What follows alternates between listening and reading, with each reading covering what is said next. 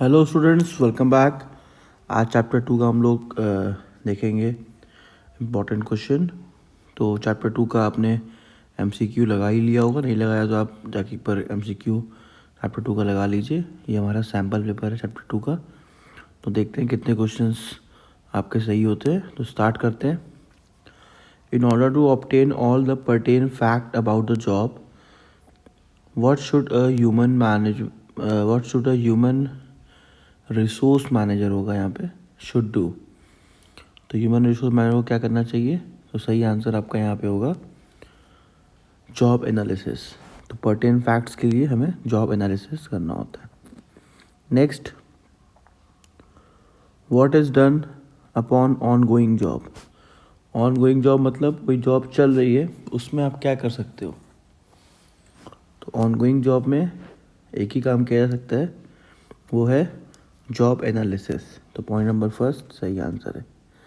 Next, in which condition the HR manager identify the material, method and equipment used in performing the job? तो सोचिए ऐसा कब होता है। तो सही आंसर है जॉब एनालिसिस।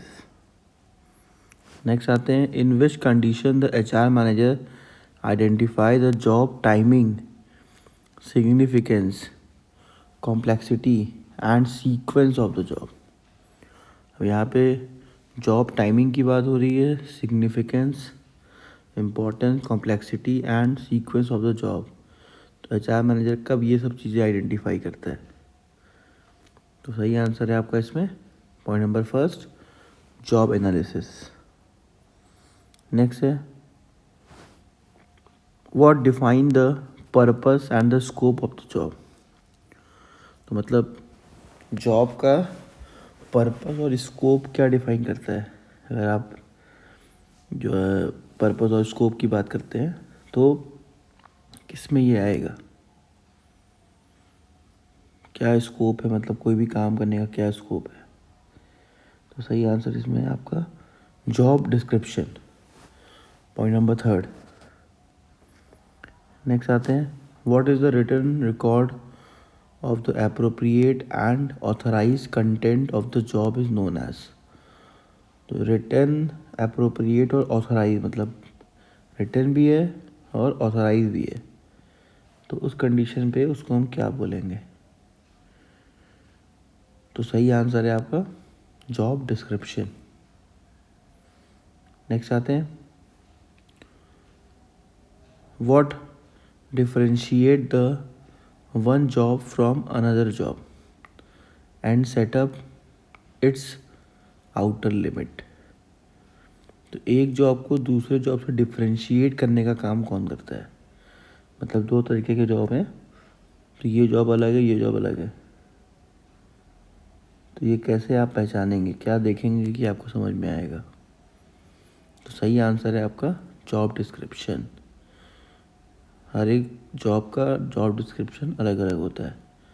तो जॉब डिस्क्रिप्शन देख के आप पहचान सकते हैं कि कौन सा जॉब एक दूसरे से अलग है।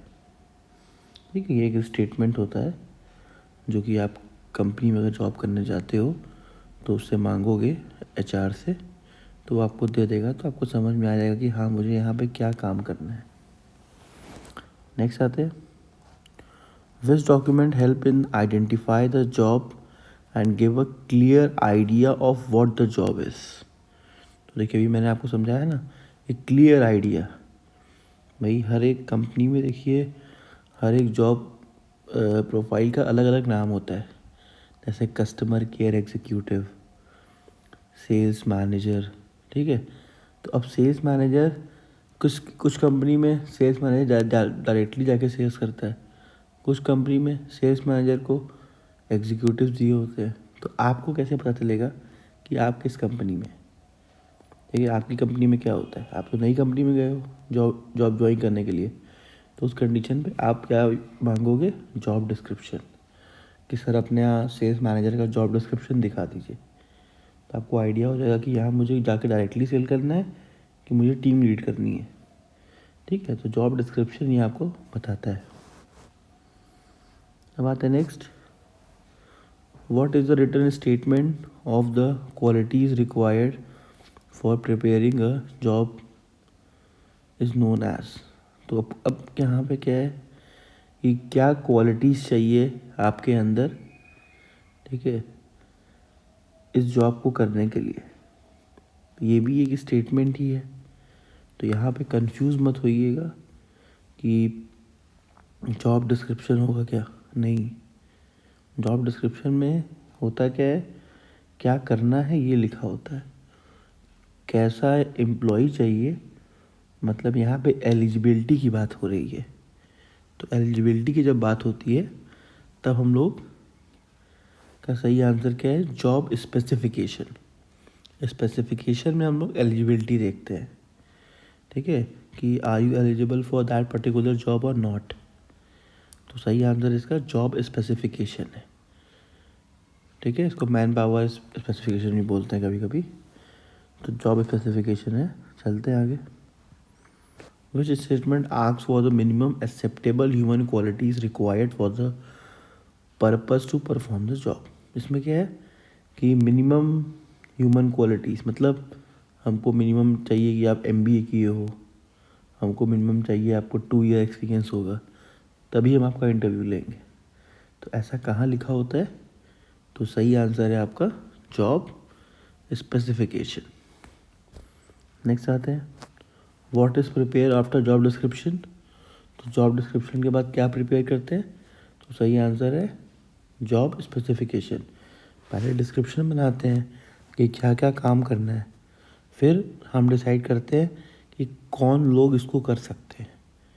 फिर मार्केट में हम लोग जब एडवर्टीज़मेंट देते हैं, मतलब रिक्रूटमेंट का, तो वहाँ पे जॉब डिस्क्रिप्शन भी दे देते हैं कि हमारी ये एलिजिबिलिटी क्राइटेरिया है, अगर इसको आप मीट कर रहे हैं तभी अप्लाई करिएगा, ठीक है।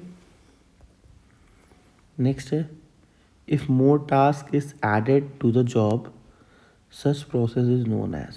अब इसका मतलब क्या हुआ कि आप जो टास्क कर रहे हो वो तो ठीक है, अब आपके टास्क में 3-4 काम और लगा दिया गया, उसका सही आंसर क्या है, जॉब इनलार्जमेंट।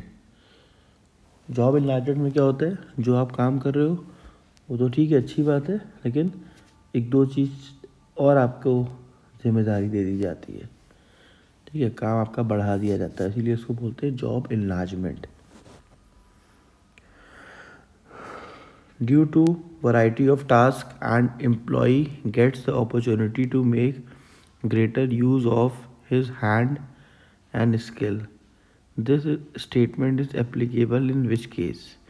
यहाँ पे क्या है कि एम्प्लॉय को और ज़्यादा अपॉर्चुनिटी दी जाती है, ठीक है, ताकि वो अपना माइंड और स्किल और अच्छे से यूज़ कर सके। तो ये स्टेटमेंट किस में एप्लीकेबल है, तो फिर से वही बात, जॉब इनलार्जमेंट, क्योंकि आपको यहाँ पे काम बढ़ा दिया रहता है, ठीक है, आप और ज़्यादा अपने दिमाग का यूज़ करते हो, अपने स्किल का यूज़ करते हो। तो सही आंसर इसका है जॉब इनलार्जमेंट। आते next, under which process the scope of job is increase by adding more task in it. फिर से वही बात, जॉब का स्कोप बढ़ा दिया गया, ठीक है। पहले आप कैशियर थे, अब आपको कहा गया कि आप चेक भी क्लियर किया करिए, ठीक है। उसके साथ आपको कहा गया लोन का भी डिपार्टमेंट आप देख लिया करिए। तो काम बढ़ रहा है ना आपका, तो इसको हम बोलेंगे job enlargement. Next, it is also a method of training and developing more versatile employ. तो मोर वर्सटाइल एम्प्लॉय को डेवलप करने का ये मैथड है। वर्सटाइल का मतलब क्या होता है कि आप और काम जानिए, खाली एक काम में मत लगे रहिए। तो फिर से वही आंसर आपका हो गया जॉब इनलार्जमेंट। नेक्स्ट आते हैं, it do not increase the depth of the job. इसमें क्या करें, डेप्थ का मतलब क्या होता है, एक ही काम आप कर रहे हो, उसको और ज़्यादा उसमें हमने मतलब उसमें आपको 2-3 काम और उसी काम को हमने मतलब और ज़्यादा डेप्थ में कर दिया। जैसे एग्जांपल लेते हैं, आपका काम कैशियर वाला था, ठीक है, अब हमने आपसे कहा कि कैशियर वाला काम तो आप कर ही रहे हो, अब ये कैश ले जाके आप इस ब्रांच में जमा भी कर दो। तो ये क्या है, डेप्थ में जाना। तो इसमें डेप्थ नहीं इंक्रीज़ हो रही है, ठीक है। अभी ये जिम्मेदारी आपको नहीं दी जा रही है, आपको कहा जा रहा है कि आप चेक भी क्लियर कर लिया करिए, लोड डिपार्टमेंट में बैठ जाया करिए। अलग अलग काम आपको दिया जा रहा है। तो ये आपका सही आंसर जो होगा इसका होगा, डेप्थ इंक्रीज नहीं हो रहा है तो जॉब इनलार्जमेंट हो रहा है, ठीक है। अब आते हैं next, job is more interesting by removing the function of narrow specialization. अब देखिए यहाँ पे क्या बता रहा है कि नैरो स्पेशलाइजेशन मतलब जिस चीज़ में आप स्पेशलाइज नहीं हो उसको हटा दिया। अब यहाँ पे देखिए कहानी बदल गई, ऊपर तक कुछ और चल रहा था, यहाँ पे क्या है, कहानी बदल गई। यहाँ पे जो इसमें आप स्पेशलाइज नहीं उसको हटा दिया, इसमें स्पेशलाइज आपको खाली वही काम कराया जा रहा है। तो इसको बोलेंगे job enrichment. Last point, fourth वाला ऑप्शन, इनरिचमेंट में यही होता है, ठीक है। आप जिसमें एक्सपर्ट होते हो वही काम आपको और बेटर तरीके से करने के लिए कहा जाता है, क्लियर। अब आते हैं next, it increase the depth of job. देखिए यहाँ पे डेप्थ बढ़ा दिया, कैश का आपको पूरा हेड बना दिया कि भाई कैश का मैनेजमेंट आप ही करेंगे। कैश आया, कैश को आपको भेजना है बैंक, सारा जिम्मेदारी आपको कैश रिलेटेड दे दिया। कोई आपको सुपरविज़न का ज़रूरत नहीं है, आप अपने से करिए। इसका मतलब क्या हुआ कि आप एक्सपर्ट हो गए इसमें। तो सही आंसर हो गया job investment. Next, under this the quality of the job is improved. देखिए जॉब की क्वालिटी इम्प्रूव करने की बात हो रही है, आपके जॉब को और ज़्यादा इनरिच किया जा रहा है। तो ऐसे याद करेंगे ना, तो सही ऑप्शन है fourth, job enrichment. Next, it involve horizontal loading of job. Horizontal loading और एक वर्टिकल लोडिंग, दो चीज़ें होता है, ठीक है। तो हॉरिजेंटल क्या होता है, आपका राइट या लेफ्ट में जॉब बढ़ रहा है तो उसको जॉब इनलार्जमेंट कहते हैं। और वर्टिकल का मतलब ऊपर की तरफ बढ़ रहा है तो इसको क्या बोलेंगे, जॉब एनरिचमेंट। तो ये सब अच्छे से लर्न कर लीजिए। नेक्स्ट आते हैं, it reduce the need for the direction and control by the supervisor. तो ऐसा कौन सा कंडीशन है जहाँ पे सुपरवाइज़र को अब आपको कंट्रोल करने की ज़रूरत नहीं है, आप सफिशिएंट हो अपना काम करने के लिए। तो सही आंसर है जॉब एनरिचमेंट।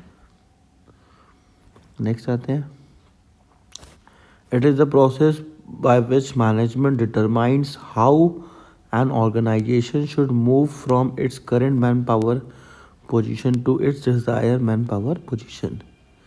मतलब करंट मैन पावर पोजीशन क्या है और डिज़ायर मैन पावर पोजीशन हमें क्या चाहिए, तो ऐसा कंडीशन कब होता है। तो इसका सही आंसर है जॉब एस्टिमेशन। जॉब एस्टिमेशन में क्या होता है, हम लिस्ट बनाते हैं कि हमारे पास करंट जॉब में कितने लोग काम कर रहे हैं और कितने लोगों की हमें ज़रूरत है, तो उसी को एस्टिमेशन कहते हैं, एस्टिमेट कर बनाना।